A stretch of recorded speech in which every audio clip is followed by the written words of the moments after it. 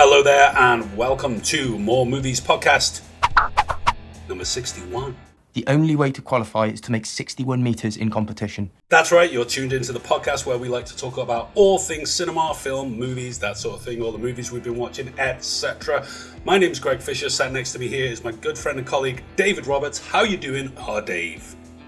I am very well, sir. Fabulous. It's almost Christmas and perfect time to talk about all these great films we've been watching, so very excited.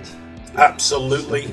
Today's episode is the 2023 wrap, so we will be going back over the year, a year's worth of movies. My God, I've watched some films this year, I'll tell you that. I'll tell you that for nothing. I'll tell you that for nothing. So yeah, we're going to be going over all the films we've watched this year. Well, probably not all of them. It's too many to go over all of them. But we'll go over the main ones, especially ones we've been watching recently. So yeah, shall we get into it? Let's get stuck right into it. Engage.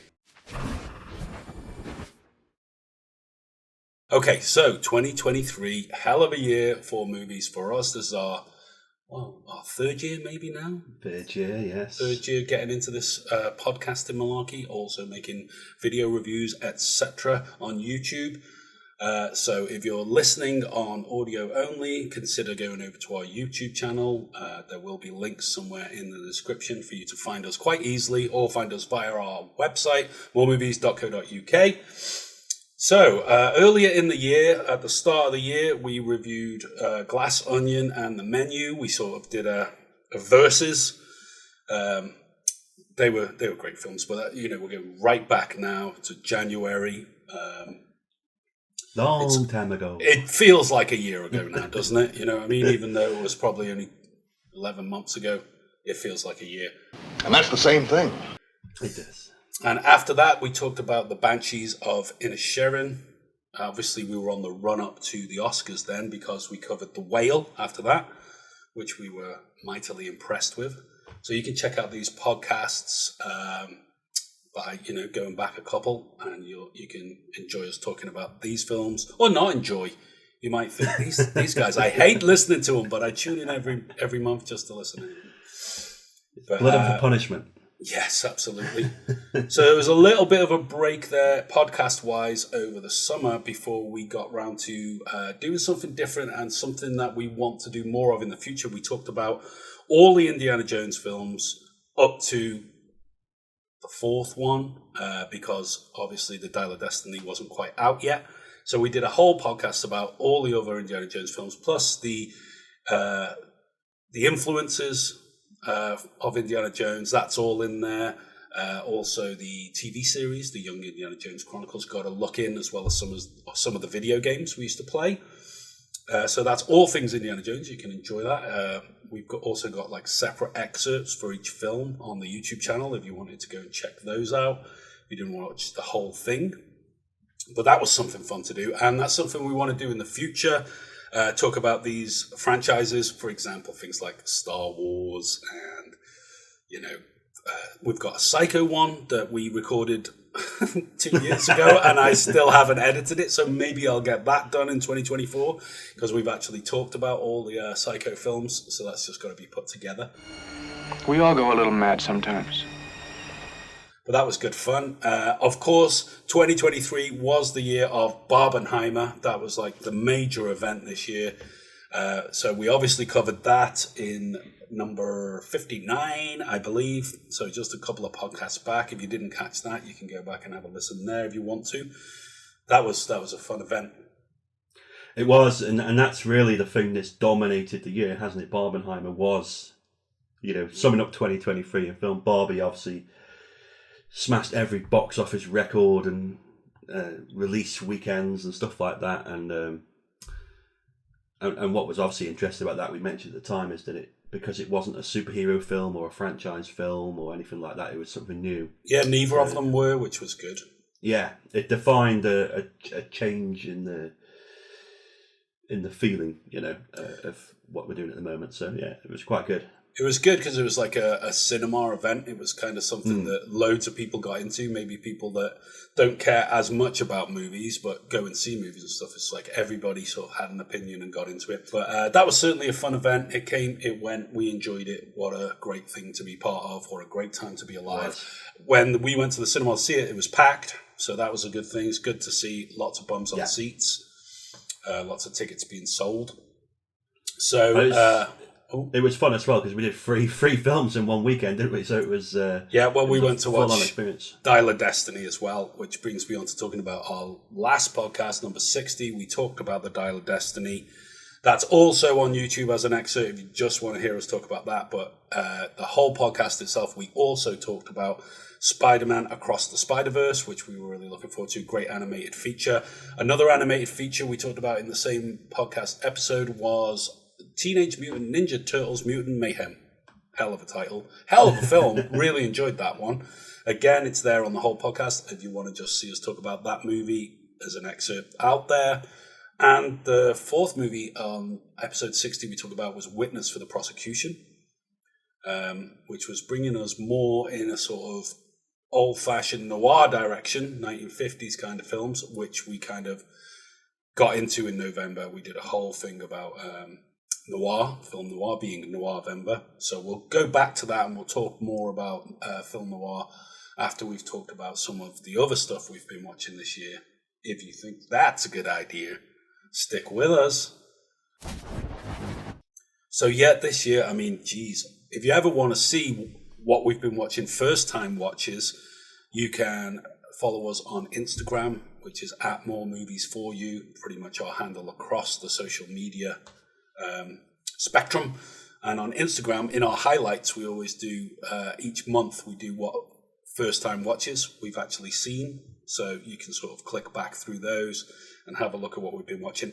Last count, and I have lost count since last count, but last count I had over 150 fresh watches this year. I've been going, I mean, I set out with the target, I'm going to watch a movie every day. I wanted to do the Tom Cruise thing. I watch a movie every day.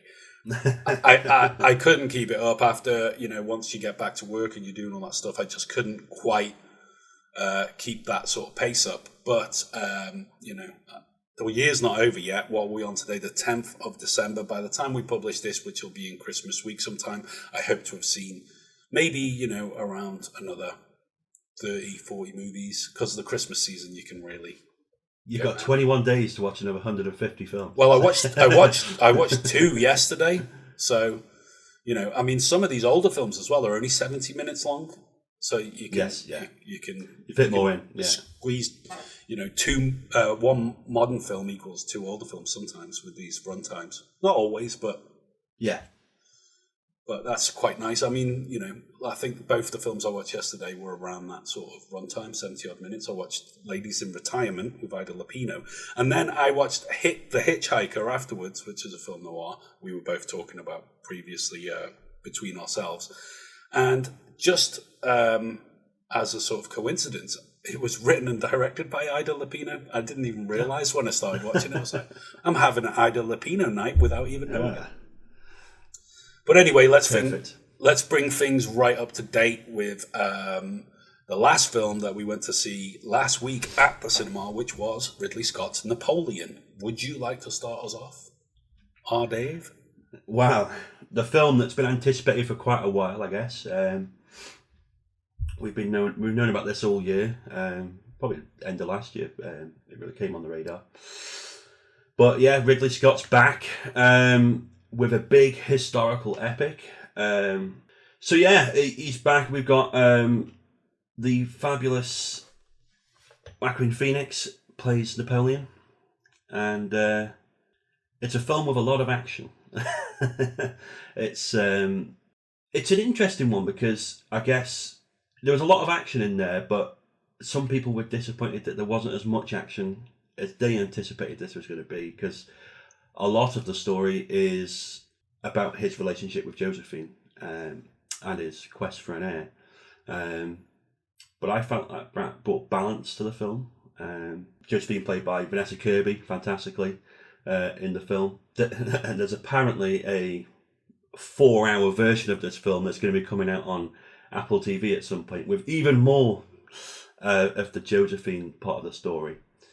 Director's cut. The director's cut. But yeah, it was a great film. We went to see it at the Pictures last week, and it was a spectacularly big film. It is on the scale of Gladiator, of all those films. It's a big epic. Of course, it's been controversial. It's been controversial because of, well, Ridley whipping up the press, really, isn't it? As he's great at doing, for its historical accuracy. Fuck you, thank you very much. Fuck you. Go fuck yourself. Go on. So, go on. Or inaccuracy, it's more apt at putting. People complaining that certain things weren't what they were. Go fuck yourself. But were you there? Were you there? Were you even there? But, I think it's pretty accurate on the broad strokes of things, An example is in the film, which you see in the trailer, is he's in Egypt and they shoot the cannons and it hits the pyramids and they say, oh, that never happened. But he was in Egypt. How do you know? Were you there? Well, yeah, were you there? But he was in Egypt, so the broad strokes of it are true. But, if you want to make something entertaining, you want to tell a story, why not add some artistic license to it? There's many films that are totally not historically accurate. Gladiator, Ridley Scott's film, is not historically accurate. Braveheart, Pearl Harbor, one of my favourites, Cromwell. They're not historically accurate films. So there we go. Waterloo, 1970. Still the best Napoleon film, in my opinion. Yeah, and that's what I was going to say as well. I really enjoyed the film, but I still have Waterloo as a special place in my heart, which I think is better. You better believe it. You're not going to beat Rod Steiger. You're not going to beat Christopher Plummer in those roles for me. Rupert Everett was excellent as Wellington. Even though he was only in that last few minutes, he was really good. At first I was like, oh my God, that's Rupert Everett. It's been a few years since I've seen him because obviously he's aged a little bit, but that was sort of befitting of the character and stuff. But anyway, I thought it was a great film, but it was just a great film. It was a fun sort of, those battle sequences and everything. What a spectacle to see on the big screen. That first battle where his horse gets blasted by a cannonball. I was shocked. I was like, oh. Like you said, I don't think it's supposed to be accurate. I mean, some of it, I was being prepared to laugh at it because some of his facial expressions and stuff, because another film we'll talk about in a bit, Beau is Afraid, we watched earlier in the year, I was still not quite over that film yet. I was still having flashbacks from it. So to see him as Napoleon, it's almost like, there's some sort of comical element to this. Whose country are we in? But, it is what it is. It's Ridley Scott. He's very good at... apparently he shot the film in something like 60 days, which is only 2 months. You think, how did he do all that? Especially if there's a 4-hour cut coming. Yeah, on the scale it is as well. Like, because it's not a small. You go 60 days. If it was a small, it's a drama in some rooms or whatever, you kind of go, okay, that's easy to do. But the huge battles, oh yeah, all those horses and stuff, and Austerlitz on the ice and all that it showed that his skills as a kind of battlefield commander. He was a real. What do you call him? All that stuff with Josephine. Vanessa Kirby, for me, she was the greatest in the film. Her performance was really solid. But his character with her was so weird, all that stuff. Every time he wants to, have some hanky-panky and he's doing that, whatever it was, that really weird noise. It was like, that is so strange. There was some very odd moments with the kind of intimate stuff. It was an odd film like that, because it was one thing and it was another, and I don't think overall it encompassed everything to everyone's satisfaction, and that's why he drew fire from it. Go fuck yourself. But like with Kingdom of Heaven, everybody always says the director's cut's the one to watch, and that's true because the theatrical cut, they cut so much out of it. It's not as good a film. So I will look forward to watching the 4-hour version. I'm glad I seen the theatrical cut on the big screen, especially for the battles. I mean, there was stuff like they did show when he unleashed the cannons on the royalists, and he just, there's old women with their legs flying off. And I thought, Jesus, showing that side of it as well, that he's not just a great war commander. He was a bastard. He's an absolute bastard. So great film. Not one of the great films, but a great film. Go fuck yourself. Okay, let's move on to Martin Scorsese's epic Killers of the Flower Moon. We watched this the month before. We went and seen it on the IMAX screen, so it looked absolutely beautiful. Fantastic film with Leonardo DiCaprio, Robert De Niro, Lily Gladstone. Obviously, everybody knows DiCaprio and De Niro. They've both worked with Scorsese many, many times. She's a relative newcomer to films on this scale anyway. Yeah. She stole the film as well. Again, we were just talking about Vanessa Kirby and Napoleon. I think Lily Gladstone was the role in this film. De Niro was brilliant because when we watched The Irishman, I thought it was a little bit sort of comical, whereas in this it was like, oh my God, De Niro's back. It reminded me of his portrayal in Angel Heart, where he's that sort of really dark character. Yeah. It was that kind of thing. Whereas DiCaprio he got those fake teeth in. He was a little bit goofy on purpose, and I thought, why did you do that? He didn't get in for 3 hours. I don't think he should have done that, but it didn't spoil the film. And Lily Gladstone was amazing, and I was just so impressed with the scale of it. It was like I was kind of emotional watching it because I thought this is a proper old-fashioned movie in a sense. No CGI to be seen anywhere. The costumes, the music. Everything about it, I just relished in it.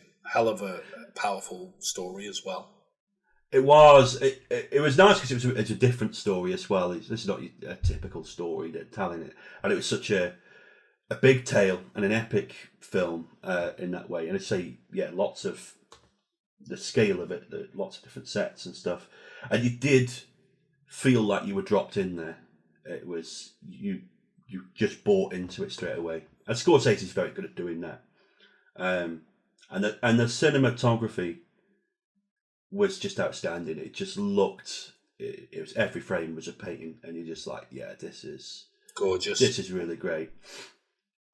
De Niro was fantastic. This is a kind of back to form kind of film for him. I think I agree. I think DiCaprio was great as well. Although he was great. About the accent thing, but it kind of. Do you remember when we were watching it though? There was that woman sat a row in front of us, and she was just on her own. But every time DiCaprio said something, even if it wasn't something particularly humorous, she was burst out laughing. You know, you got nice color skin. And that was making me laugh. I was thinking, God, she's just finding his performance completely risible. But that's what I was expecting with Joaquin Phoenix in Napoleon. You see, I was expecting it to be a bit of that sort of, and there was a little bit of it, but not as much as I thought. Do I need warn you of my indiscretions? No, madame. A great full cast though as well. You know, Jesse Plemons showing up. Oh, he's great, and the more I see of him, the more I love Jesse Plemons. He's great. Oh yeah, he's amazing. Yeah, Brendan Fraser turned up as the lawyer at the end. I know it's great to see him back in the mix with people. Yeah. So everyone was in it. Everyone, man and his dog. You know, and it was just a big Scorsese experience again, where you're like, this is great. This is cinema. It's supposed to be a suicide, you dumbbell. You didn't tell him to leave the gun. I don't know why I told him to leave the gun. I told him exactly to leave the gun. I thought to myself, someone like Scorsese, when they're gone, this is what we're going to lose. People who make films like this or are able to. They've got such gravitas that Apple or Netflix or whoever it is will throw enough money at them to say, you do it your way, we'll spend out on the sets, we'll spend out on the supporting actors, we'll spend out on everything that, we usually would maybe cheap out on by doing some sort of CGI stuff. Not that that's cheap, but you know what I mean? And I mean cheap in the sense of, there's a certain quality to having, these huge, expansive scenes. The physicality, yeah. It's the trust, isn't it? It's like, it's having these directors that they trust to just go and make the film and not have the studio interference with everything. And it's unfortunately a very small pantheon, really. Okay, so we will move on to this year. Was also the year of Cocaine Bear. Remember that one? Cocaine Bear. Cocaine Bear. What that you got there? Oh, just 88 pounds, the purest blow we'll ever know. Then he ain't even gonna shake. It was a very interesting film. Ray Liotta's last film. Yes. A funny one for him to go out on because such a accomplished actor not an accomplished film. No. But something quite unique, something quite fun and original, based on an actual true event, but there was nothing like the film. All they did was, there's some coke, there's some drug dealers were transporting in a plane. The plane crashed, or the coke fell out the plane one way or another, and this bear gets its nose in it and goes on a bit of a rampage. But other than that, no similarities whatsoever. Everything else was made up for effect. But it's the perfect kind of movie to make something like a story like that into something else.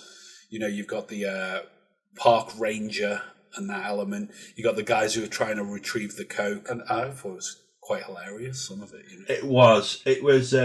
It could have. It was one of them. It was a really funny film. It could have been funnier. There was moments in here where you think, oh, there could be more gags here. There could be, you know, but it was so bonkers. You just stare laughing almost at the bonkers element of this is ridiculous. This is so funny. That's what I want from something that's called Cocaine Bear as well. Well, that's it. It was accuracy and all of this. I want, you know, bonkers. It was very much like one of those old, like an old exploitation film or like a sci-fi channel movie or something so ridiculous. It's so brilliant to watch, and you're just like, this is funny. It's a bear on cocaine chasing someone up a tree. This is funny, you know. Yeah. So yeah, it was great fun, and it is like the perfect kind of, for all the serious films you get, you want something like this, which is just, you know, this is funny. And once again, Alden Ehrenreich proved himself to be a great little actor. Yeah. Yeah. I think he gets a lot of shit, but I think he's great every time I see him pop up in stuff like that. You know, like that Hail Caesar. He was brilliant in it. Very funny. A bear did cocaine. So 2023 was also the year of the product movie. So I'm talking about Tetris, I'm talking about Air, I'm talking about Blackberry. I didn't bother watching any of these films, didn't really interest me, but you watched them, so you tell me about them. Starting off with Tetris, that was a good film. That was Apple TV film. Taron Egerton was the main character in that one. It was basically the story of the guy who went and bought the rights, or nicked the rights or whatever, to Tetris to sell to Nintendo so they could put it on the Game Boy when they released it. And because every Game Boy came with Tetris as the built-in, the cartridge that came with the console. So it was just that story, and it was a bit of a bonkers story because they're going over to Russia, into the Soviet Union, at a time when it's still locked off the rest of the world, to find this guy who made Tetris. But of course, the Soviet government want to keep their paws all over it. They want the money from it, and those bastards, those commie bastards. Around. The very best thing about the film was Roger Allam, who played Robert Maxwell, because there was a whole thing about Maxwell. They kind of did a deal with a guy to buy the rights to it to sell to other computers and stuff. But there's a whole underlying story of Robert Maxwell and his son, and they're keeping secrets from each other, and it's all about the tax evasion and stuff that he did at the time, and all the dodgy shenanigans. And they're just hilarious. It's kind of like an underlying story of it, but he just steals the scene the moment he walks on. But great fun. Then we had Air, which was Ben Affleck directed the film. He starred in it with Matt Damon. Matt Damon. And it was a good film, very good film. I heard good things. I've heard it was quite entertaining. But, you know, a film about a training shoe, what we call trainers. I just thought, really? It should be boring because it's kind of like, it is just a bunch of meetings and offices and stuff like this, but it's somehow made itself work. It's, of course, about them first signing Michael Jordan to a contract to make the Air Jordan shoe, and, of course, it made billions of dollars in the end. Still probably the most popular training shoe on the market. Absolutely. Ever owned a pair? I've never owned a pair. Never owned a pair. Never have. Too much money. Yeah. But it's a good film and it's enjoyable. But to me, the thing that stood out from it, the strangest things about it, they have this whole thing where they never show Michael Jordan on screen. You see like his back or the back of his head, or like glimpses of him. Like they have his mum and his dad, and they talk to them and all the deals and stuff. But he's always kind of like just off camera. He's never framed up. And they said because Michael Jordan's such a big figure that they didn't want him in the film in that way because he all this nonsense. It is nonsense because how many films they do a proper portrayal. Look at that recent one. I know it's not a film, but The Crown. And Elizabeth Debicki playing Diana, and I was watching it and I was like, that it is Diana. It is her. Diana. Yeah. She was so amazing in that portrayal. Anyway, I digress. But it's as you say, there's so many biopics about all famous people and it works very well. What's the issue? It was actually more distracting to me that they weren't showing him. It's kind of like, I want to see their face. Turn around. I want to see your face, Michael. It was so weird to me. But anyway. And then the other one was Blackberry, which I watched. That was the weaker film. It was okay. It was kind of interesting. I loved some of the early scenes when they're in they're playing like LAN computer games of Doom and stuff like this, and all Oh yeah, like the good old days. The good old days. That kind of stuff I really did because LAN party. Let's go. Yeah, woo! But apart from all that, it just kind of felt very slow and lethargic in terms of the plot, and you're kind of like, and when you've seen stuff like Jobs, 2013, with great film we love. I didn't love it. No, that's the one we like. Oh, is it? It's the one with Ashton Kutcher. Yeah, the Ashton Kutcher. Yeah, I like that one. Sorry, I apologise. It's the Michael Fassbender one I don't. Yeah, you're for the Fassbender one. But when you've had films like that where you're like, that's a really great tech biopic film, and then you have that and you're like, it's like. As soon as I see it, Blackberry, that's what it's called, and it's like, there's one thing to make it about Air Jordans. I could probably have my wrist twisted to watch that, and maybe with Tetris as well. I like Taron Egerton. You've made it sound quite entertaining. I wouldn't rule out watching it, but Blackberry straight away, like, well, it could have been interesting because no, it's not.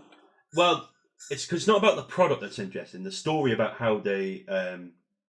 All the legal battles they had and all that is the interesting bit, kind of. There's a lot of boring stuff going on, but it just didn't translate very well. Well, I'm glad I missed that one. Thanks for picking it up for us, because I certainly won't be watching it. Okay, let's move on to another great film this year that was kind of like under the radar a little bit, but then sort of went pow, and everyone was talking about it, was Sisu. I'll just say it, Sisu. So it's like Norwegian or Swedish, some sort of Scandinavian country. As in Helsinki, Sweden. Finland. And it's based in World War II, so we were like, ooh, we like a World War II film. My favourite. And it's about this guy, he's like a prospector, isn't he? He's like sort of, out there in the moors on his own with his dog and his horse and his pickaxe, and he comes across loads of gold, and he digs up this gold, that old shtick. We've seen lots of films but then it's about him basically getting to somewhere where he can trade it in and get his money for it and stuff. But the Nazis at the time were on the retreat. But that means that a lot of these sort of like Einsatzgruppen style Nazi gangs were just wiping everyone out as they retreat back to Germany. So it's an action movie. This is like sort of, one man versus the masses sort of thing. All these Nazis go after him because they sort of like meet him on the road, don't they? And then it's like, oh, shit, he's got his hands up and all this. But then it's like, he's like Rambo in a sense. It's like, you've messed with the wrong guy here. Yeah. So it's about him taking them apart with whatever comes to hand with his pickaxe, I mean, these bastards tried to shoot his dog, so just on that alone, never mind that they're Nazis. Yeah. Anyone trying to shoot someone's dog, they deserve a horrible death. And, absolutely. If you like that sort of thing, I thought this was really good fun. Yeah, I mean, it was basically Gold, do you remember that from last year? Yeah, with Zac Efron, Zac Efron, and Treasure Sierra Madre meets Kill Bill and Inglourious Bastards meets Commando and Rambo. Yeah, that's the that's the mashup. Yeah, and great action though as well. Really well made. Really well made action. Terrific attention as well. There's a bit where they're throwing the mines. it's brilliant into the field, and they start sending the Nazis out to go get him, and oh my god, it's carnage. Yeah, but you love it because it's like blowing up Nazis. Absolutely. So it's really. I mean, by the end, the ending it gets a little bit completely silly, but you're kind of like, well, who cares? It's they've got to go somewhere, and sometimes I'd rather they go completely silly and just has you shaking your head than downplaying it and fizzling out. Sometimes they try to do that because they don't want to go too obvious, and they fizzle the movie out, and it's like, oh, yeah. I expected a little bit more at the end, so I could live with that. The guy who played the main character, he was great. He's like, this like middle-aged guy who's not particularly good looking or known or hip or anything like that. And he was the central character. So on that alone, I kind of respect the film that they went with, like I say, he may be well known in the country it was made. Finland. And if you love action films, wow. That was a great modern actioner. So yeah, thumbs up for me on that one. Okay, so mentioned a little bit earlier when we were talking about Napoleon, another great Joaquin Phoenix film this year, Beau is Afraid. Now, this gets my label for the most bonkers film of the year because it was completely bonkers. Of the decade, possibly, yeah, or go as far as to say of the millennium so far. In 23 years, has there been a film as bonkers as this? Maybe not on that scale, because it's Ari Aster, who is an up-and-coming director. He's done some great stuff, mainly in the horror genre, obviously things like Midsommar and Hereditary. So he's got a proven track record and a fan base. A24 style director that's like, yeah, he's done some good stuff. I personally love Midsommar. I wasn't so crazy on Hereditary. Probably the other way around with you. But still, very good films. This one was something else. Not a horror film. No. Not a comedy. Not just a straight drama. Not a thriller, but had all of these elements in it. And very surreal for, if anything, reminded me of a Spike Jonze movie. Your being John Malkovich, your adaptation. Yes, yeah. All these sort of, but even that taken to the nth degree where it was like, oh my God, what are we watching here? Yeah, David Lynch, that kind of... I mean, we could do a whole podcast on this film and it would be 2.5 hours long and that still wouldn't be enough time to unpack everything that went on in it. So we want to just cover it in a few minutes here, it's kind of hard to know exactly what to say, but... It's interesting because obviously he's earned the right to make a film like this. It's a very personal film from what we understand from his interviews, because of the success of Hereditary and Midsommar, which were terrific films. Midsommar I adored. I thought it was absolutely... but this was just like... It was interesting because the opening section, about 10 minutes long, the opening section, 10-15 minutes. I think the first bit was my favourite bit, actually, when he's in his apartment. But it almost kind of like, I can kind of understand this. This is... Yeah. It's a bit weird, but it's a bit straightforward. And then it just goes into stuff and you're like, what's happening now? Yeah, well, at first he's just trying to leave his flat, isn't he? And he's meant to be getting on a plane to go and see his mum. And things kind of fuck up. So it's almost like a comedy of errors. Oh, he's locked himself out. Oh, there's people trying to get in his apartment. Oh, there's these crazy gangs outside on the street that are, he's almost living in a kind of... It's like Mad Max out there, where there's just nutters on the streets. And, you can understand that it's talking about anxiety. It's talking about other mental health struggles that people have that, just agoraphobia, whatever, not wanting to go outside, face the world, especially when it's in such a messed up state. So you can kind of relate to a lot of stuff that happens in the first 15, 20 minutes. But as you say, you sort of move on from that on his odyssey, so to speak, because he's determined to get to his mother's place. It does go to directions you never expected to. It's almost next section, he's with that family, with, what's his name? Is it Nathan Lane and all those Nathan people? Lane. He's hilarious. He's brilliant. Hilarious in it. And the daughter, she's really crazy. And oh my God, that scene with her in the bedroom and the paint. Oh God, some of it is shocking.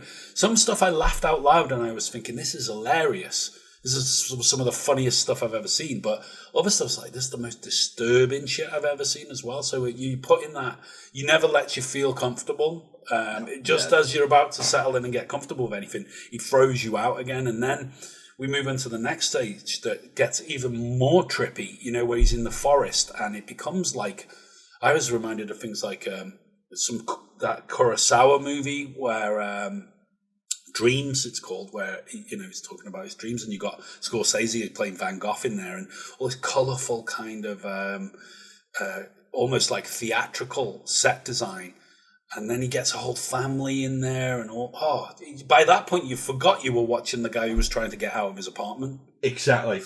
It's like an anthology movie, and he's following through, but you're just like, you don't know what's next, and they feel very separate but very connected at the same time, and it's very. It is a true odyssey, in terms of it is that kind of undertaking. That's an interesting analogy, actually. An odyssey. It is kind of Jason and the Argonauts-esque kind of mind trip. I thought I dropped acid when I'd watched it. That Ulysses, Homer's Odyssey, Yeah, it is a very trippy film. It's very surreal and abstract in a lot of its ideas and its visuals and stuff. I mean, the infamous attic scene. It goes into that's by that point, I was just like, "Oh my God, he's taking the piss here. He's taking the piss." I thought, I say, like, Little Shop of Horrors. I was just like, yeah, okay. or Weird Science, where she turns him into the toad or the turd or whatever he's supposed to be. It was kind of like that, but it's a huge cock and balls, and it was like, oh, okay, all right.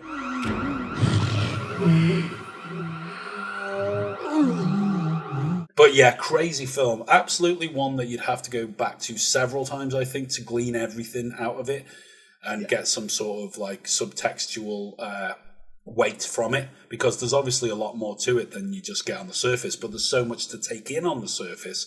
You're left just thinking, wow, what have I just watched? I don't know what I just watched. So it's impressive for that way. I'm very brave of him to not go, I'm going to make another Hereditary or I'm going to make another Midsommar. And he's whereas Robert Eggers did that with The Northman, and I think that tanked and failed and he didn't do a great job with that. Aster has gone and done this, and it just makes you think, what is he capable of? Yeah, it's a very brave film, and you respect the craftsmanship out of it. And Joaquin is just perfect. Amazing. In it. He's perfect in it. And I think it is. No one has ever acted incredulity as well as he did in this film. He's just constantly like, I can't believe this is happening to me. And you're watching it going, I can't believe this is happening to you. You're the unluckiest man ever. No one has ever been as unlucky as you. But I think something like Mulholland Drive or something, this is going to be one of those films where you're just forever picking away at what's this about. Yeah. I'll call the police.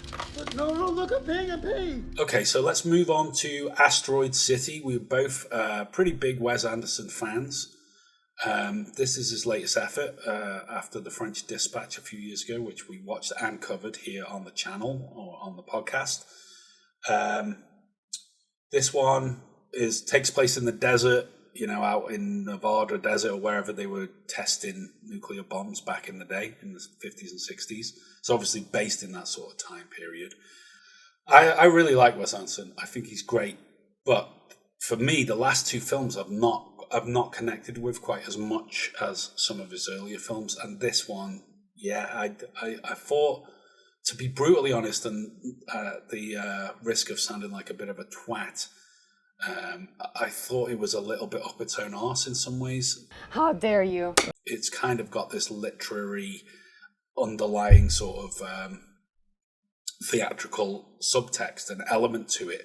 It's particularly in the relationship between Scarlett Johansson and Jason Schwartzman in it. And I didn't feel anything for it. I didn't feel anything at all while I was watching it. If anything, there was some scenes I was a little bit bored. But you've also got this aliens factor, the aliens coming down and visiting them. You got Tilda Swinton. There's another one that appears in his films quite a lot recently. She's great. I always love her. She always brings something to the... She is. Tilda's always great, yeah. But, I didn't love it. I didn't think it was, great. I really look forward to a Wes Anderson film. And it was like, it's not my favourite one. What did you think? I haven't seen it yet. So that's the one I haven't Asteroid City yet. Oh, sorry. I thought you'd seen it. No, it's fine. It's... don't let me put you off by saying that, because you still got to watch anyway. It's still a great, spectacle.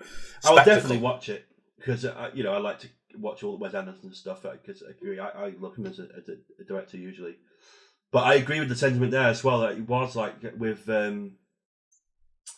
French Dispatch. French Dispatch. Yeah, it was kind of like because Grand Budapest is my favourite, and Yeah, I think also for me that was like the pinnacle. Yeah, because I love that film so much. I really love Ralph Fiennes, and I thought it was such a great Anderson movie. All of that stuff as well, the different aspect ratios representing the different time periods and everything. Yes. I can get along with all that stuff, but it was really funny. Whereas I feel like the last two maybe haven't been quite as funny, especially this Asteroid City. Just not as many laughs maybe for me. And I do kind of like to laugh at his stuff, Yeah, I wonder if... all the visual stuff aside, the success of something like Grand Budapest, and everyone kind of mobbing onto it now. He's become like... because he was very indie before, it was film fans and stuff loved Wes Anderson, and now it's very mainstream. It feels like everybody really knows Wes Anderson. It feels like he's leaned into that too much, and it's like, maybe go back to what you were doing. Maybe it's just that he's been making films for so long now, and consistently, he's never really had a break. That's maybe what he needs. Yeah, and plus he has such an idiom of his own. It's kind of hard to break out of that. It's like, imagine the next Wes Anderson film with some hard-hitting New York crime drama that was completely aesthetically and topically different from anything he'd done. You'd kind of be like, oh, really? So he's sort of painted himself into a corner in some ways with this style of his. I have heard, though, that these new short films, the Henry Sugar and stuff, I've heard they're very good. Yeah, Kath's watched a couple of those, said they were great as well, so I do need to check them out. And I will. Yeah. Asteroid City hasn't put me off watching anything of his. I'll still go and see everything he does, because I do love him. And I didn't think it was a bad film. It was just, like I say, it wasn't as funny. It was a little bit... you get that impression that he's been reading something that he's tried to work into the sort of subject of the film, and it's kind of like... it's a little bit... I found it a little bit boring, but I didn't really buy that sort of romantic connection between Johansson and Schwartzman. As good as they both are, and I do love them both, but yeah, not my most beloved film this year, and he is one of my most beloved directors, so whatever. He'll return to form. They can't all be amazing, and I'm being very hypercritical here. Still good fun, but just not the best. But talking about not the best, the worst film I have seen this year of the new films that have been released, hands down, without any competition to come anywhere near it, was The Flash. Only worth watching if you are a massive comic book movies fan and you love the Michael Keaton Batman films, the two he did with Tim Burton. Then it's worth a watch just to see him back as Batman. And the stuff that was in that he was in as Batman, those scenes and that element of the film was pretty good. It was actually, there's lots of Easter eggs as you'd expect, and there's lots of funny lines. He does, I'm Batman. He does all the thing. You get the bat wings in there. You get all this sort of... the comical side of that was good. But, oh my God, that guy, Ezra Miller... is it Ezra Miller, the main lead in it, plays the Flash? I think that's his name, isn't it? Yeah. It's so annoying. He's just... I don't know how this guy ever got to be famous. Never mind be the lead in a film. And you know what? I just hate DC movies. I saw that trailer for the new Aquaman film that was on when we went to watch Napoleon. I thought, this is so bad. All that Justice League bollocks. I'm sorry if you're listening in or watching in and you like that stuff, and now you're going to turn us off because you're like, they don't like DC, but Since the Nolan films, DC have just gone, so bad. Everything's aping Marvel, but without any substance to it whatsoever.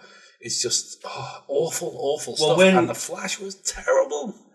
Well, the Flash, I was surprised that they released it. That was the first thing. After they shelved Batgirl. Well, that's it. Batgirl gets shelved. Yeah. For no good reason. They never gave a good reason about that. And then you have this film. Keaton was supposed to be in that as Batman as well, you see. And then you have this film with this Ezra Miller guy who has got all this controversy around him.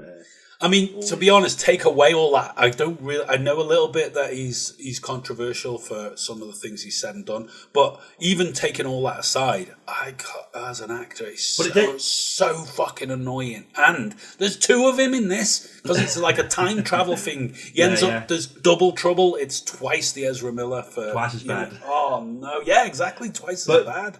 But then, like, what surprises me is they then push this out and obviously becomes their tentpole film of the year. With that, when they've cancelled a film that's got no controversy, they don't know what they're doing. Whoever's in charge of DC over there needs shooting. They've remade remade one film with Suicide Squad being redone within 2 years because it was crap, and then the new one I quite like that actually. It was good. And then they recut Justice League because that was crap, and then they redo it, and it's just 4 hours of boring black and white.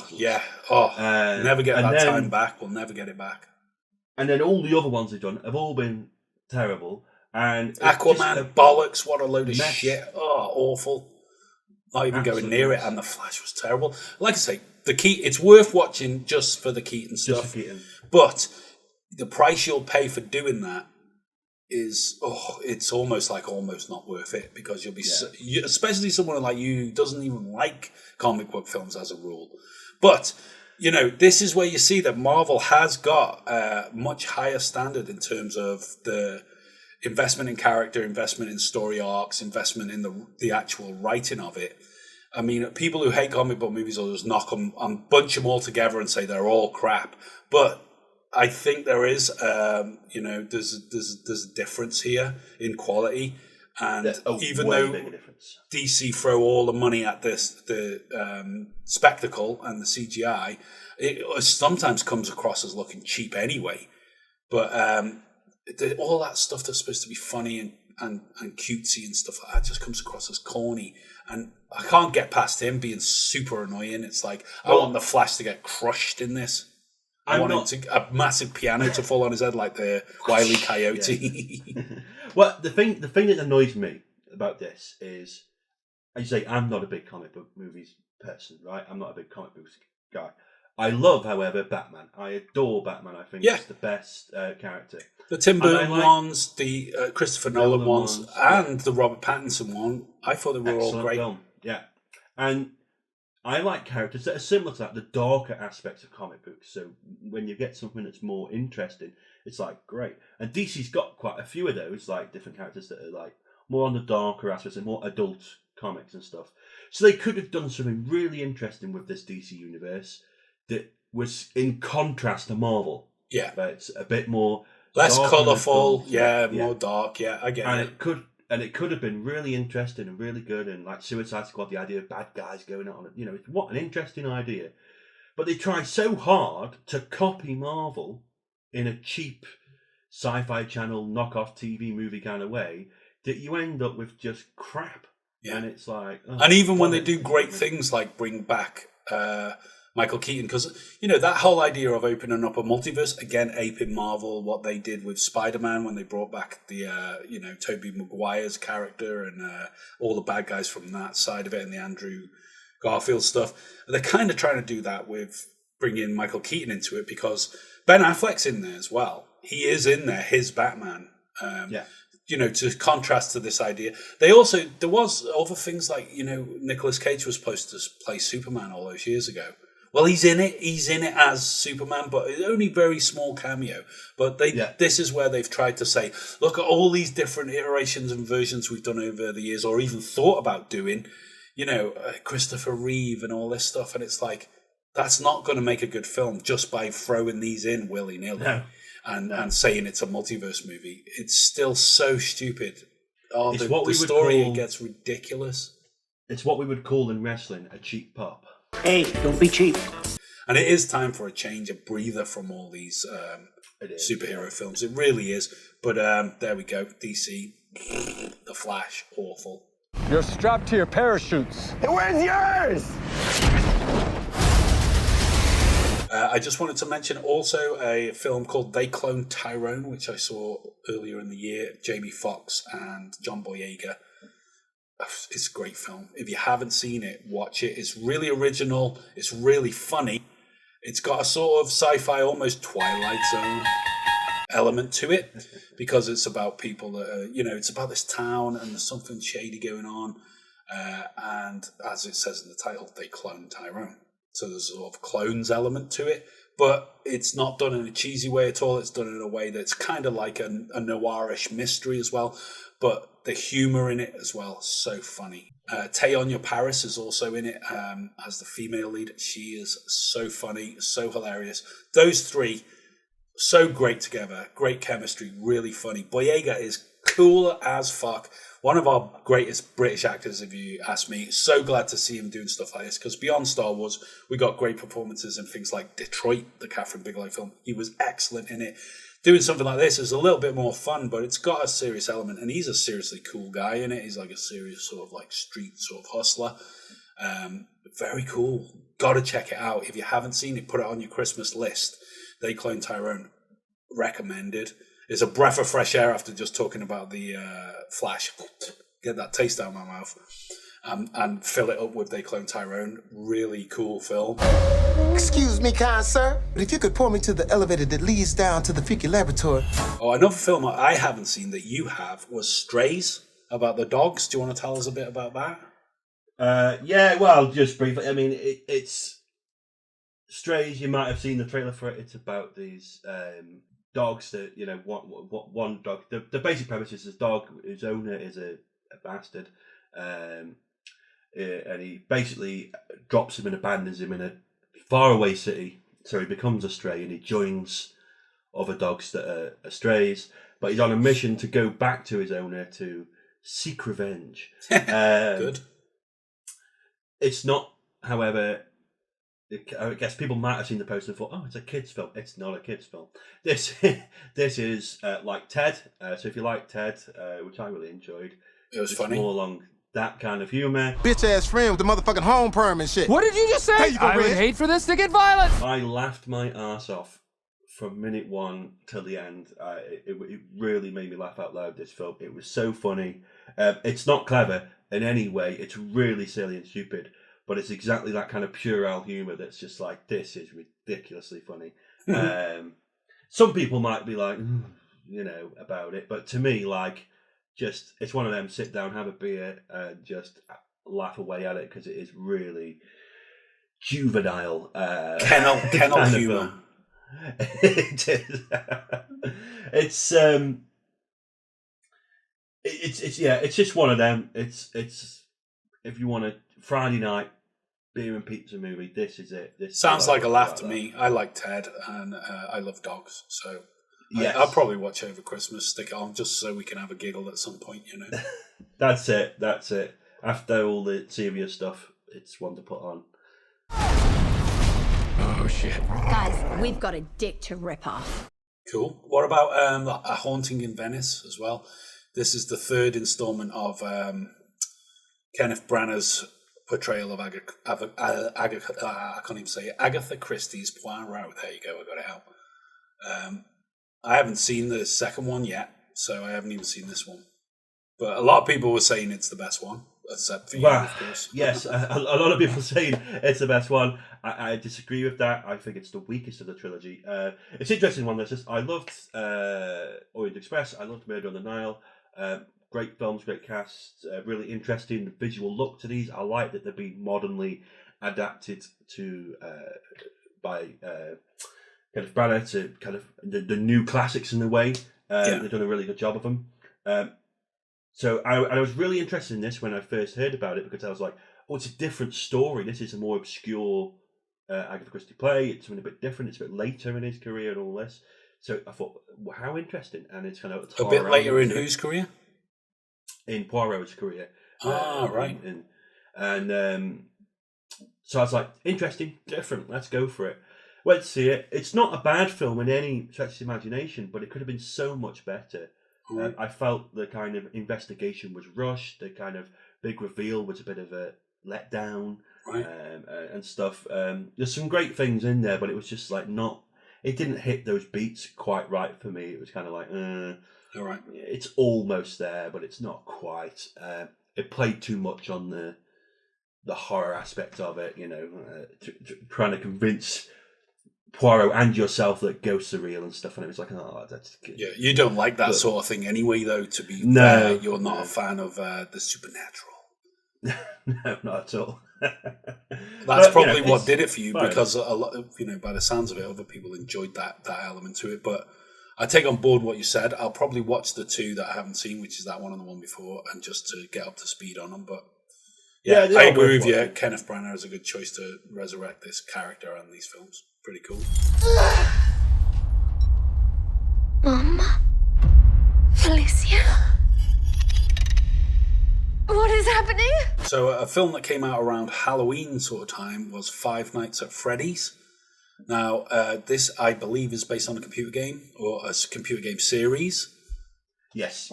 Which I'd never heard of, didn't know anything about, and I was working with some pals over at Terror Mountain Massive, around that time of year, and one of them told me about this film, and I'd never even heard of it, but I had to go and see it after they'd said about it, just to sort of get up to speed on it. But great fun.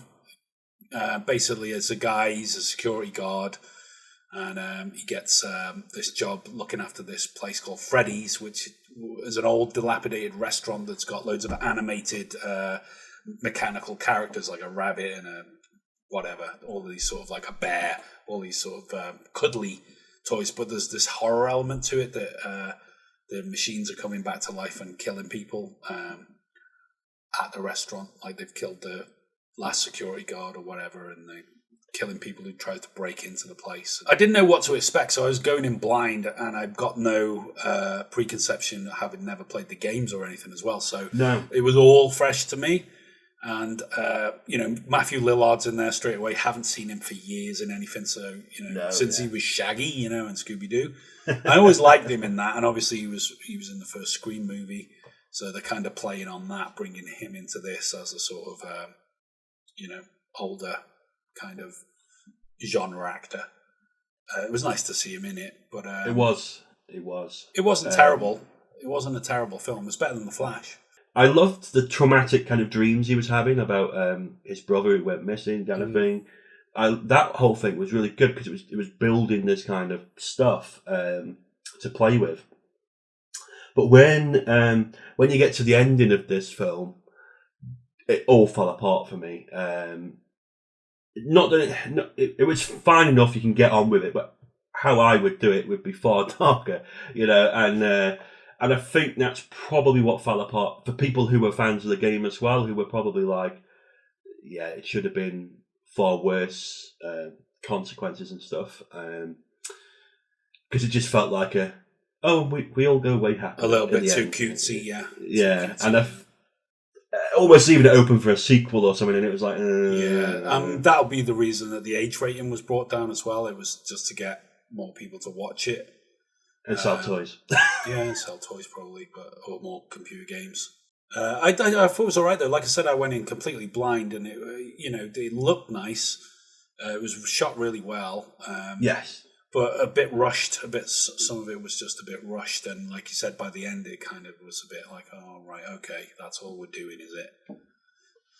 That's it. But yeah, it came and went. It was like, okay, I was glad to be introduced to it because I never knew anything about it. I think it's probably because, like you say, it's the Twitch crowd, and it's probably for the younguns. People like more than half my age kind of know about this. That's the lad that introduced me to it was a young'un. So I was like, okay, Five Nights at Freddy's, I'll check that out. Because he said, you haven't even seen it, you haven't heard of it. And I was like, already told him we got a movie podcast. So I was thinking, I'll watch it by the next time I see you, I'll tell you that. That's it, yeah.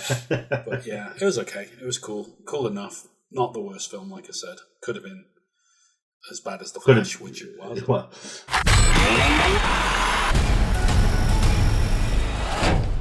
Where to?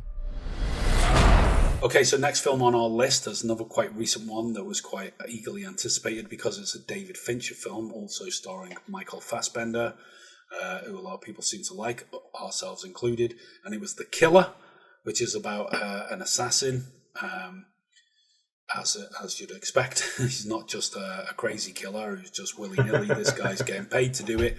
So it's all about his character. He got a lot of internal monologue going on. The thing I liked about this film the most, I think, was that it didn't take itself too seriously, and the character was a lot more flawed than you thought he was going to be in terms of actually executing his job and executing people. He kept messing it up and then trying to make up for his mistakes, which was quite hilarious considering the internal monologue. You've also got a great soundtrack with a lot of Smith's records. Smith's, yeah, which I loved. Yeah, I thought it was quite well suited to this. It was and perfect. added a very cool sort of thread to it all. But and it's Fincher, so it looked gorgeous. It was shot really nicely. If you're a big fan of Michael Fassbender, it's one to watch because he is great in it. You know, I've never seen him in anything I thought he was rubbish. Even in some of the rubbish films he's been in, I think he was still great in them. You know, thinking of him playing Magneto in some of those X-Men spin-offs. But he's a terrific actor, and he's a safe pair of hands. Always delivers. I was excited just a moment it was David Fincher, and you're like, I love David Fincher. Yeah. What a great record he has. Again, another one that's like a Netflix production as well. So it was, yeah. Also, after a brief theatrical release, straight on the streaming platform. The streaming platforms are really taking up these big films now, aren't they? But it's it was really great. It was kind of like, because it was very, to me, comparable to Hitman, the game. Yeah. And this is what I felt the Hitman movie should have been, because it felt more like the game. I love the fact, as you say, it goes wrong and he's self-correcting and stuff like that. It's that whole idea of you can plan to the nth degree. You can plan, have this disciplined life where you don't let anything in that's going to compromise you in any way. Yet circumstances can still transpire that things fuck up for you with exactly unforeseen events and stuff like that. So. And then everyone as well that you're working for, you can't trust in this world, and and that whole element of it. Very stylish, all the cool stuff. That's one of his credos, isn't it? Yeah. The changing jackets and costumes in different places, and the scooters and bikes and all these cool things. It was all very 10 different identities laid out in front of him. I loved all that stuff too. He's got like a stash of them, hasn't he? And all these passports, different sort of. Who am I today? Yeah. Yeah. And, which gun am I going to use? Which is the best gun for this scenario? It was shot great. The look was fantastic. It was slick in its. That scene where he goes into the house where the dog is, and he manages to knock the dog out, and then there's that huge fight with that guy. That was an exciting scene as well. It was. Even though he's the main protagonist, you feel like you don't know how this is going to work out for him. No, it's not like James Bond where all right, it's going to be a massive fight, but James Bond's going to win in the end. Yeah, exactly. It was more, they managed to do it in a way that was like, shit, is he going to get away with? He's going to lose an arm, going to lose an eyebrow. There's peril here. He's just going to lose his hat. What's going to be the worst thing to happen here? I like to imagine once the automatic payments have dried up, the episode of Storage Wars, where they cut the lock on one of mine. But I thought it was a lot more comical element to it than I expected, considering the dark tone and that kind of, some people are expecting that sort of Jean-Pierre Melville, the samurai sort of element to it, which it has got that kind of, I'm a disciplined, killer that follows a strict credo that I don't veer from, and that's why I'm successful, and that's, that, like in Heat, don't have anything in your life you can't walk out of. It's that sort of thing, isn't it? Where it's like, trust no one, expect the unexpected and all that stuff. But there was more comedy to it than I expected. Always expect the unexpected. Okay. It's kind of almost like taking the piss out of that genre a bit. Because like I said, you can plan as much as you want, but when it comes down to it, random things are still going to happen that can compromise you. Yes. Yeah. But it was great fun. And out of the blue for me, I didn't know it was coming. So it was like, oh, what a treat.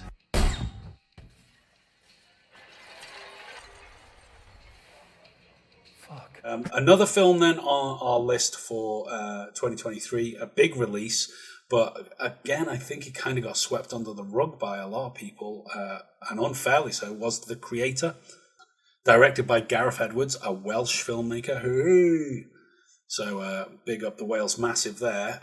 He obviously most famously directed Rogue One, which is probably the most popular, certainly in terms of opinion, modern Star Wars film. And I agree with that too. I think it's the fantastic. most beautiful looking Star Wars film. Oh, it's beautiful. Yes, absolutely beautiful. And there was a lot of that kind of style, I thought, spilled into this film. But this film is not a Star Wars film. It is a sci-fi, and it's playing on that whole idea of AI. So it's kind of like if you took Rogue One, you mixed in a little bit of AI. Remember that one Spielberg film? And also things like Man on Fire, which John David Washington's dad, Denzel Washington, did. You know, that whole, I'm going to get this little kid out of here. It is a great film. And there was that sort of element to this as well. So you get those three films, mash them together, and, you know, some more unique stylings on top of that Gareth Edwards brings to the table. This is the kind of thing you're dealing with. A Chappie as well was another one I thought of with this, mainly in the sense how the robots look and how the robots are, and given them that personality to the point where a lot of the AI characters in it were not just robots. They did have personality. They have that. It was so again, there's a Blade Runner element to it. Yes. So I only watched it last night. Finally watched it. I mean, in terms of scale, it's a big film. There's a lot of locations. There's a lot of stuff going on. It is as beautiful as Rogue One was. It's the cinematography really great. The way the special effects blend into the real photography here is impeccable. Really great job.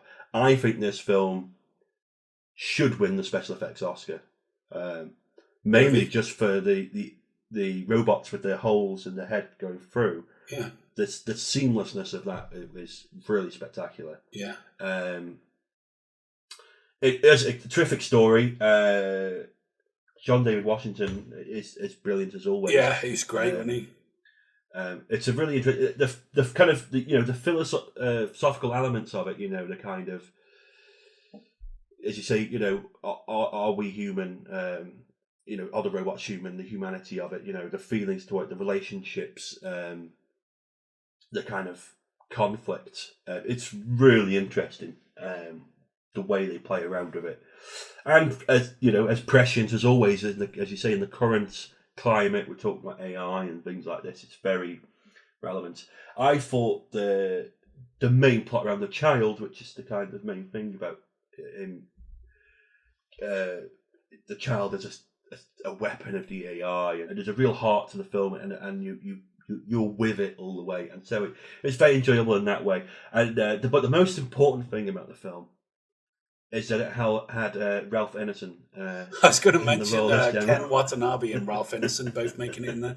The Ken Watanabe element was because of Inception. I was thinking of Christopher Nolan and stuff. It was like, it's quite Nolan-esque in some ways. But yeah, Ralph Ineson turning up as the general. He's American general, sort of Texas son of a bitch. It was shoot the rockets. Different role for him. So I'll tell you who else was great in it as well. Alison Janney as Colonel Howell. She was a piece of work, wasn't she? As that sort of main antagonist in a way. Even though she's not the hired boss, she's the one that they use she gets the job done. God, her character was ruthless, absolutely ruthless, and but also, really great portrayal by her in it, I thought. It was a great portrayal because it's really interesting because although she was ruthless and a real bitch in a way, I really felt for her. Yeah, I was exactly, and that shows you something that that even her character had that kind of substance that you can relate to some of the stuff that she's. It was a really good portrayal. That was the one thing that stood out to me for the whole film was her portrayal. I thought, wow, how could anyone survive that? She won't. but it will turn the tide of the war. Great film, really great, and it's showing again Was. Gareth Edwards' skills as an amazing filmmaker, especially in this sci-fi genre and stuff. He's done so well in it. I hope that he makes many, many more films to come. Well, that's it. That's why I'm excited to see what comes up with next.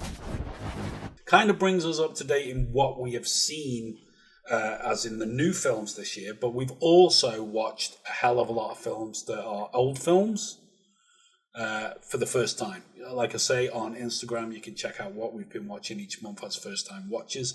This year, mine especially, I think, is peppered with a hell of a lot of old films. There's things like the Taking of Pelham 1, 2, 3. I'd never seen that before, neither had you. We both love sort of heist movies. There's obviously two versions of this. There's a more modern one that was made, I think, early noughties with Travolta and that. I haven't seen that one yet. Some people say that's quite good as well, but I always like to go back to the originals. And obviously this one with Walter Matthau and Robert Shaw. Robert Shaw. Brilliant in it. It's fantastic. It is, isn't it? A great film. That sort of New York 70s as well, you know. Yeah, it had. It was a great. It had that tension in the film that only those 70s films seemed to be able to accomplish, and it was just the look of it was fantastic. The way they set it up, you could see how many films this has influenced, like Reservoir Dogs and stuff like that, through the way it's all set, and it is probably one of the best heist films in that way. And also a great train movie for anyone who likes things to take place on a train, like The Incident or Runaway Train or like Under Siege 2. Well, this is one of the great train movies, definitely. It is. Now, ladies and gentlemen, you see this gun? Fires 750 rounds of 9mm ammunition per minute. But yeah, that was very exciting. I really enjoyed that. I'm glad we both got to see it. I also watched this year Children of Men for the first time. You'd seen it many years ago. Always told me how great it was. Something I'd never got around to seeing, but it gets referenced everywhere. You see clips from it. Clive Owen, Michael Caine, the rest of it's like, oh, what a great film this looks to be. I know it was really well respected for the writing and for everything else. And the one scene I'd actually seen from it, you know, the one where they're driving through the woods in the car and they get ambushed. And it's really intense, and it's like, whoa, and the car's reversing, and it's like, again, it's like Mad Max or something. You're living in this like post-apocalyptic world where people are just gone feral. Really scary in that sense, because it's quite believable in a lot of ways. This is not set too far in the future. It's set in Britain as well, so us as British guys kind of more to relate to there. But I thought it was an amazing film. After I'd watched it, I was like, oh my God, I can see why people go on about that so much. It's such a bloody good film. It is. It's great. It's such a great movie. I'm so glad you've managed to finally watch it. I loved it. It's one of those classics of British cinema where, and it's great because, as you say, like it's comparable to like Mad Max in terms of this future that's dystopian kind of dystopian, yeah. But because it's British, it's far more, I feel, realistic. It's more down to earth. It's gritty. More, this is what's going to happen, you know, and that is the terrifying aspect of it. You're like, oh God, this could be it, you know. This is what it's got. That Big Brother 1984 element to it, where the government is like, things have got too out of hand. You do what we say, otherwise you're dead. Yeah, and that's that great scene with Michael Caine as well. Pull my finger. It is funny, but at the same time it's tragic. Yeah, you know, when it comes to it at the end, it's like, oh my God. And what a role for him, playing a sort of pot smoking hippie kind of guy, totally against type. Yeah, it's really different, but such a memorable role. You know, you never forget him in it after seeing that. God, I loved it. And talking to Michael Caine, that brings me on to another thing I watched this year that I'd always wanted to and never had a chance to until this year, is the original Harry Palmer films, the trilogy. So the Ipcress File was the first one, and then Funeral in Berlin, and then $1 Million Brain. Watched all three of them this year. There's more as well to see, that they sort of continued the stuff on in the 90s, kind of TV movie style stuff. I haven't seen them yet. I will watch them at some point, but the original three, especially the first one, Ipcress File, it was such a answer to James Bond. You know, talking about what you just said, it's like British realism, Well, this is a sort of typification of that in terms of that kind of espionage thing. It's much more in line with something like Tinker Tailor Soldier Spy than it is with James Bond. It's more sort of like pen pushers that have to fill reports in and a lot less action and silly gadgets, but at the same time, that same sort of 60s Cold War espionage element to it all. Again, the first one I think has John Barry score as well. I think one of the producers, it's not Broccoli, it's Saltzman, the other guy that was. Yeah. So he was behind it. So there are a lot of comparisons to be made to Bond in that way. But whereas Bond is always fantastical, this kept it a lot more sort of, in the gritty sort of back streets of London on the subways and all that sort of stuff. Really enjoyable. I know you haven't had a chance to see them yet yourself, but all three of them are worth seeing. By the time we get to the third one, actually, $1 Billion Brain, it's getting a little bit more like James Bond there. You've got Ed Begley playing the main bad guy in it, and he is this kind of it's like Blofeld cross with General Patton. So he's this American ex-general that has gone a bit rogue and gone wild, and he's got these crazy plans to take over the world. And they use the Battle of Austerlitz idea at the end of that as well, because there's this huge frozen lake, and I won't spoil it for you, but there's some of that in there as well. But really cool films. Michael Caine is so funny in them. Even though a lot of the stuff now is not PC that he comes out with, it is hilarious. Some of the lines are hilarious. I think it's in the second one. He says to the woman that's in his flat with him, his lover, he says, "You're useless in the kitchen. Why don't you go back to bed?" It's full of stuff like that. You just think, but it's done in a sort of like jovial, of the time kind of way. But that's it. I really enjoyed them. I thought they were brilliant. Harry Palmer is like my new James Bond. It's like, yeah, Harry Palmer's so cool. Harry Palmer.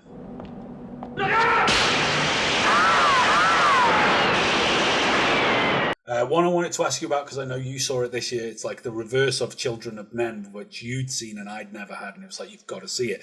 Well, was Black Rain, another Ridley Scott film with Michael Douglas. One of my favourite films growing up. I used to have it on videotape. I used to watch it. Absolutely loved it. You got to see it for the first time this year, and I was so glad when you said you were watching it. And I was like, so, tell us, what did you think of that? Yeah, it was really interesting. Obviously, I think I'm on the Ridley Scott train this year. Fuck you, thank you very much. Fuck you. Go fuck yourself. Go on. So, go on. Good train to be on. Yeah. Michael Douglas, Andy Garcia. I mean, simple premise, NYPD detectives. They've got a member of the Yakuza that they've arrested, but they must extradite him back to Japan.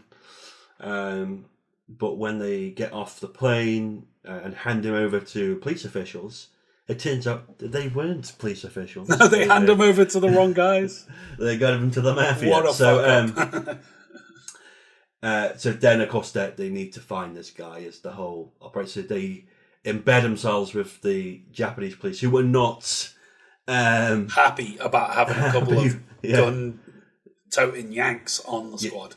You can't carry those guns around. And Michael Douglas is a badass Japanese. If you pull it, you better use it. It's a great story, great action. It's shot beautifully.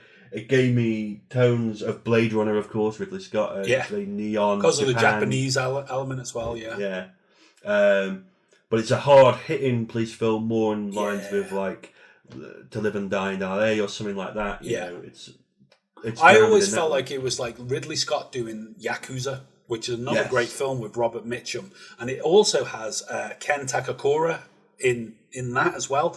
He's in both films playing a similar role. He's kind of assisting the Americans over there. And if you watch Yakuza, you'll draw a load of parallels yourself. You go, I see where this was a massive influence on Black Rain. Not only because Takakura is in it as well, but when you see him, and in both films, he's not aged a day, even though they're almost like 15, 20 years apart.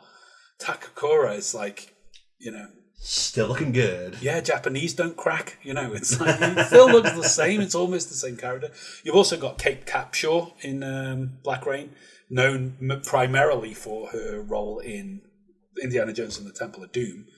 it's nice to see her in something else that's Yes. not that, you know what I mean, where she plays the sort of gangster's mole in that, doesn't she?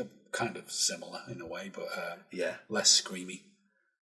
Less screamy. But it's one of my favourite films, so I was so glad you got to watch it, because I think it's one of Ridley Scott's unsung great masterpieces. He's so famous for Gladiator, Blade Runner, all of these others. Black Rain was one of those that sort of snuck under the radar, late 80s, early 90s, when was it? 89, so right on the cusp. And I'm a massive Michael Douglas fan, always liked him, and I thought he was great in this as that kind of grizzled, tough New York cop that is not going to stop until he gets his man. And so even though the Japanese don't want him there, he's getting Massa into loads of trouble because, you know, he's trying to cover for him and stuff. And then it's like, I'm still not going to stop until I get this guy, because it's my fault that he got away because I gave him away. Exactly, yeah. Cool film. Cool film.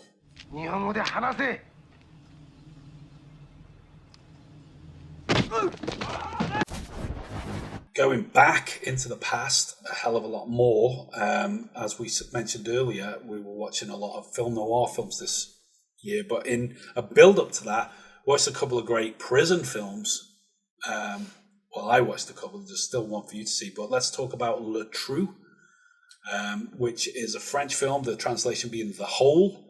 Basically about 4 inmates, they're all cooked up in this cell together, but one of them's this sort of like really... genius is maybe a strong word, but he's really resourceful type of character.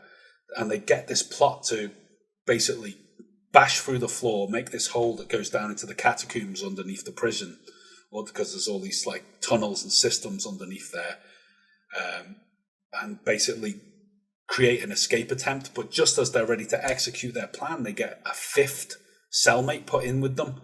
So that throws a spanner in the works, like, can we trust him? Is he going to be part of this? What are we going to do about it?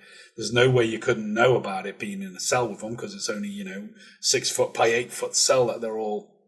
And that's basically the setup. It's also based on a true story. And the main guy, the one guy who's in it, the resourceful one, he was actually the guy who it happened to in real life. So it's like, this happened to me in real life and I'm turning actor. If you remember, there's that little bit at the start where he introduced the film and he says, Jacques Becker's made this and this is what actually happened. I was there. This is kind of like, we've changed a few of the names, but this is how it was. It was terrific. It was really well shot. Great performances from everyone. Really distinct characters for each of them. As you say, it's really tense all the way through. The kind of all the different things that are happening. Will they get caught? Will that get discovered? Are they going to time it right and stuff? The hope, there's a bit where they actually pop their head out of the sewer, but they've got to go back, and you think you've tasted freedom. And all the ingenuity of it and everything, it was just terrifically well made, and you just like, this is really top-notch cinema. For me, it was like, this is the best prison movie I've ever watched, especially in terms of escape movies. But that was until I watched A Man Escaped. Wow, yes, that's which maybe if it's not better, it's just as good. Because that's just one guy on his own. And the difference with that one is he's in prison in the war. So he's in a French prison, but the Nazis have locked him up as a saboteur, as a kind of resistance guy. And he's done so much stuff in the past, you get to realize at the start that they're just going to put him to death, because it's like, we've got to kill you, because if you escape again, you're causing us so much trouble. He's escaped an umpteen amount of times and keeps doing crazy things, but he keeps getting caught.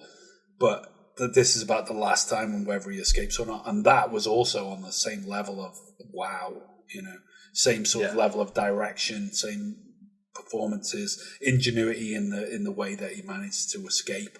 Very different, but in a lot of ways there's parallels with it as well. But 2 amazing French films there about the same subject that I highly recommend to anyone.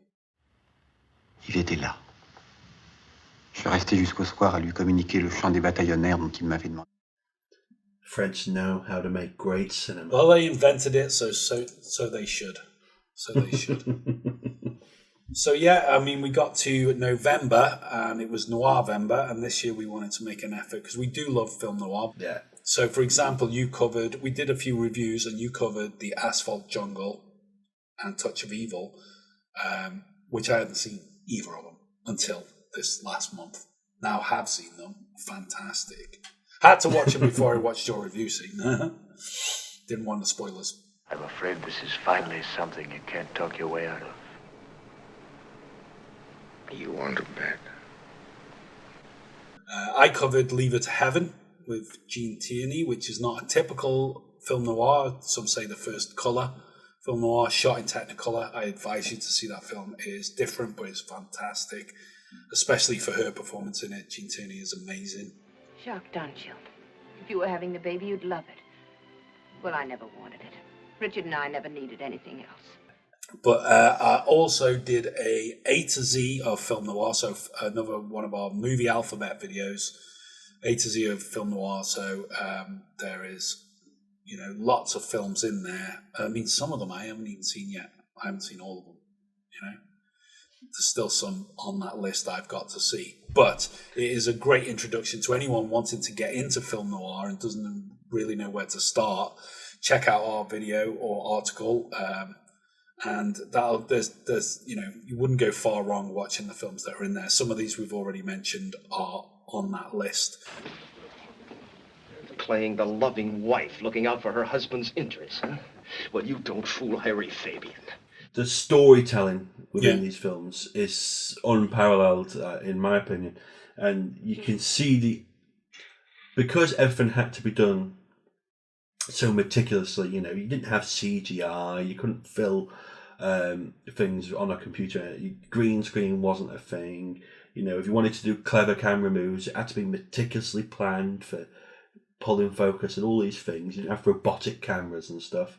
So everything about it is so meticulously created that you just marvel at the incredible standards, performances, and standards and production. And a lot of the ideas for the stories are the first time these things are being done. This is like the first heist movie, the first this movie or whatever. So it's this really idea that as well, a lot of the characters end up dead at the end. Good and bad. Nobody gets out on top. Something like Crisscross. I watched one last night called The Hitchhiker. As I said earlier, that was written and directed by Ida Lupino. And when you watch a modern film, relatively, The Hitcher with Rutger Hauer, you can see that earlier The Hitchhiker was a massive influence on that. Yeah. It's just such a good film. It's just like, oh my God, what's going to happen to these guys? Again, based on a true story. A lot of these came from true stories that they sort of adapted. And as I say, our A to Z list is a great place to start if you're you don't know where to start with all this stuff. Even if you do and you're a big fan of film noir and you're an older viewer or listener, go and check our list out anyway and tell us, what we missed out that you would have put in, or give us your opinion on it. It's always great to hear from you. That's kind of like, that's our year, buddy. That's our year in cinema. That's our year, yeah. There's obviously some films that have come out this year that we haven't caught up with yet. Things like Beau, which has just come out. Anatomy of a Fall looks excellent. Anatomy of a Fall I'm really, really looking forward to. I've heard very good things. I know it's a great courtroom drama, which you love. Yeah.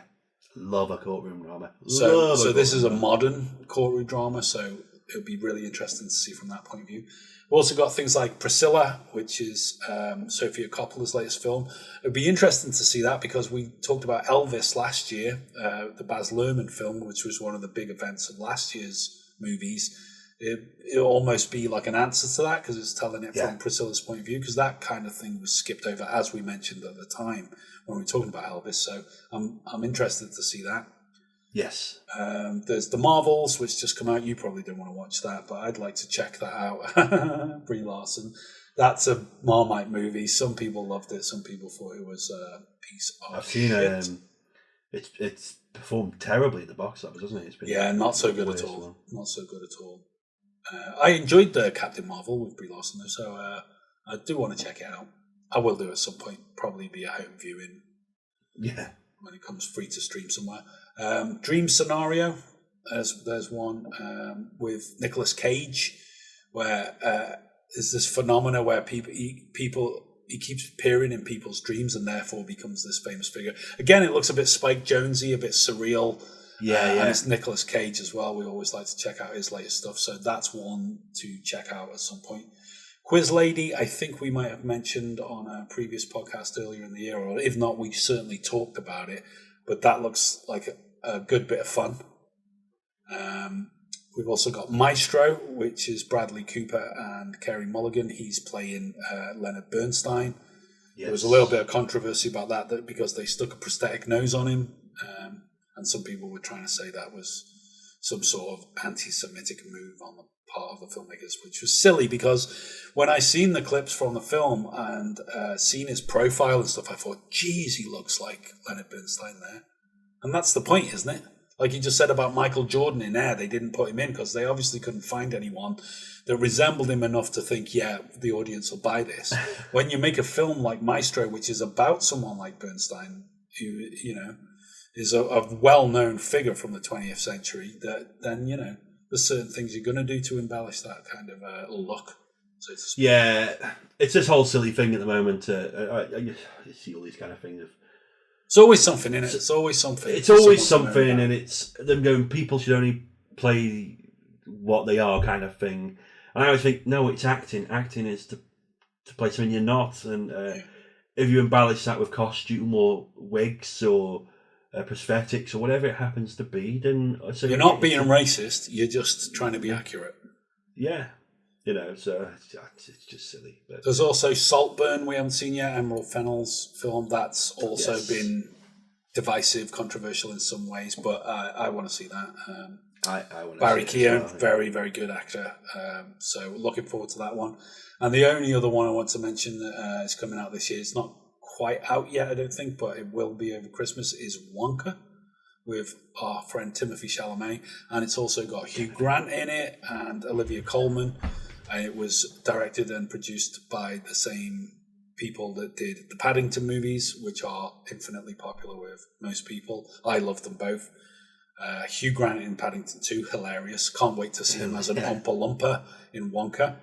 A lot of people say, oh, don't touch it because they're either in the Gene Wilder camp or some are even in the Johnny Depp camp. Why shouldn't there be another one? This is a prequel anyway. It's kind of like the origin story of Willy Wonka. And it's something different for Timothée Chalamet as well, because he's done a lot of serious roles of, you know, serious parts. And this seems a bit more song and dance, bit of fun, comedy, you know. So it would be nice to see him in that sort of role. Nice to see him in something different. Yeah, I love Timothée Chalamet. I think he's probably my favourite modern actor. I think he's been in some really exciting films and great performances. He is good. And as you say, I think, why not do it? I mean, Charlie and the Chocolate Factory already had a sequel, the Glass Elevator book. So there's scope there anyway to expand this character in this world, and it's very popular. As you say, it's a prequel. Why not tell the origin story? It looks good. It looks like a fun family movie, you know, and it's got loads of other people in it that are, you know, dependable, good. Their own actions in it and stuff. So they're all there, you know. It's had good reviews so far, so I'm excited. I'm going to go watch it on Boxing Day, so it's going to be great. Oh, there we go. So we can maybe expect a film in 5 from you when you get back. Exactly. And as you say, Paddington is directed by the makers of Paddington. I loved Paddington. Yeah, it was great. So, both of them, Paddington and Paddington 2, so good. So good. And I didn't think I was going to. No, that's it. I thought, you know, Kath was saying, oh, you know, it's really good, you've got to watch it. And I was thinking, really? Okay. And then I was like, yeah, sorry, absolutely. So good. So I couldn't wait to watch part 2 then. And then it came up in that Nicolas Cage film, The Incredible Weight of Massive Talent, or whatever it was called. And it was, my favourite film is Paddington 2. Paddington. And it's like, yeah, damn right. But yeah, so there's the films we've still yet to see. Obviously, when we get back in 2024, we'll be doing the run-up to the Oscars again for the first few months, so you can expect from us our usual coverage of any of the films that are in the running for, the award season. So when we come back, we'll probably talk about that. I think another thing we're going to do next year as well is have some guests on the podcast. I know we've got our good friend from Twitter, Tico Romeo, lined up for the next podcast. He's just released a book all about action cinema. So we're going to be talking to him about that and, and his book and action films. So that's going to be something interesting, something different for us to do. If you are a regular viewer or listener and you fancy coming on to the podcast and talking to us about anything, then get in touch, We're open to it. Give us a message on one of the social media platforms or something, or leave us a comment on YouTube and say, hey, if you love talking about movies as much as we do, be glad to have you. Also, other content creators, people like Anthony from Fever Dreamland Theatre, does some fantastic stuff over there on his channel. Big shout out to you, Anthony. You've been a legend. Thank you so much for all your comments and support of our channel this year and, the last couple of years. Love to get you on and talk to you about stuff. Talk to you about the Twilight Zone. Let's talk about the Twilight Zone movies or something. Come on and talk to us. It would be great if we could sort it out. We're also... This podcast has on all the audio platforms, so go check out Spotify, which actually Spotify's now got video. But Spotify, Apple Music, all your favourite platforms, we are on all them. So go check us out, subscribe if you like to listen to it in audio-only format. We're on Discord, so you can join us on there. Hop on in, and there's channels to talk to us all about films and movies. If you like what we're doing and you'd like to support us, you can always jump over to Buy Me a Coffee and buy us a cappuccino or a frappuccino or a spiced nutmeg latte for the winter season for Christmas. Or you can jump over to Patreon and subscribe to one of our packages over there. We really appreciate all the support anyone gives us. It helps keep the website running and the lights on and all that kind of stuff, the small costs we have. And with that, we'd like to give a big shout out to Michelle and Shane over on Patreon. We really, really appreciate all the support you give us subscribing every month. Yeah, thanks very much to you two. Absolutely brilliant. Hope you're doing well, both of you as well, and wish you both a happy Christmas and a happy New Year and all that. Plenty more to come from us in 2024. But that wraps it up, mate. That is the 2023 wrap. If you've been listening or watching, please leave us a comment and let us know what you thought of today's episode or any of the films we've mentioned in it. We'd love to hear your opinions on them as well. Let us know. Have you seen Napoleon? What did you think of it? Etc. Etc. Let us know in the comments. We always love to read the comments, and we always get back to people as long as you're not a total asshole, in which case we'll probably delete your comment because you're some kind of scumbag. But most people are great, aren't they? And it's fantastic to hear from people. You can join us on social media across the board. Usually we'll be on Twitter or Instagram mainly, at More Movies For You. Come and check out what kind of content we're putting out over there. TikTok as well, and to some degree Facebook, not so much, but if you're on there, you can find us easily enough. Come say hi, say hello, how you doing, guys? But that's it from us for another year. Thanks very much for everybody who's watched, commented, shared our videos, anything like that. It's not just the financial support through Buy Me a Coffee and Patreon. We really appreciate the support just in interacting with us, sharing our videos, sharing our tweets, etc. Thank you very much if you've done that. There's a great crowd over there on Twitter that we've been interacting with over the last few years. Big shout out to the Grand Master himself, Skip Bolden. We love you, Skip. Come on to the podcast. We'd love to talk to you as well. Dave, any final thoughts before we say adieu? Well, that's, as you said, it's a wrap on a very big year. We've there's going to be plenty more next year. More great films to come. And still stuff left for the rest of this year. But there's still 20 days left of this year to watch. I'm going to squeeze in as many films as I can. I know, it's perfect time to do it at Christmas. I'm so looking forward to it, just down in tools and sticking them on. Like I say, I watched 2 films yesterday. I'll probably watch one later this evening. That's it. Just keep them coming.